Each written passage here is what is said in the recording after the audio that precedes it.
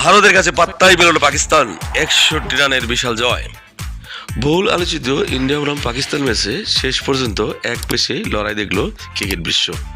যে ম্যাচ ঘিরেছিল উত্তেজনা, আলোচনা আর আবেগ, সেই ম্যাচেই পাকিস্তান দাঁড়াইতে পারল না ভারতের সামনে। ভারত অনায়াসেই তুলে নিল 61 রানের বড় জয়। টস জিতে পাকিস্তান বোলিংয়ের সিদ্ধান্ত নেয়। ভারত ব্যাটিংয়ে নেমেই শুরুতেই ধাক্কা খায়।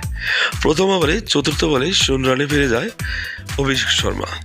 কিন্তু ভারতের ব্যাটিং লাইন আপ এতটাই শক্তিশালী যেন একজন আউট হলেও আরেকজন দাঁড়িয়ে যান।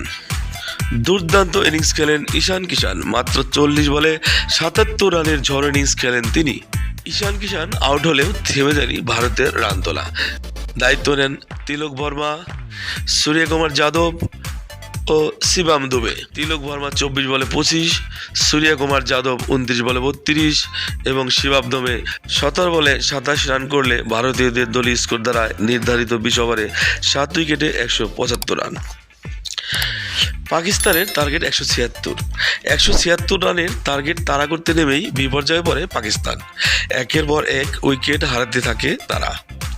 সাহেবজাদা ফারহান, শামীম আয়ুব, সালমান আগা, বাবর আজম কেউ পৌঁছাতে পারেনি 2 অঙ্কের ঘরে। এক পর্যায়ে আশা জাগান উসমান খান। 33 বলে 44 রান করে কিছুটা লড়াই করেন তিনি।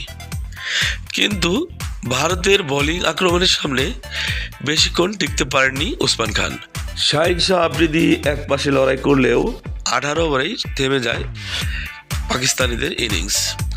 দলীয় স্কোর দাঁড়ায় মাত্র 114 রান। ভারত 61 রানে জয়ী। দর্শক, যে ম্যাচ নিয়েছিল এত আলোচনা, সেই ম্যাচে পাকিস্তানকে দেখে মনেই হচ্ছিল নবাগত কোনো দল ভারতের বিপক্ষে খেলতে নেমেছে। ভারতের ব্যাটিং গভীরতা এবং বোলিং শৃঙ্খলা সব মিলিয়ে একতরফা ব্যাটিং দাপট দেখিয়েছে ভারতীয়রা।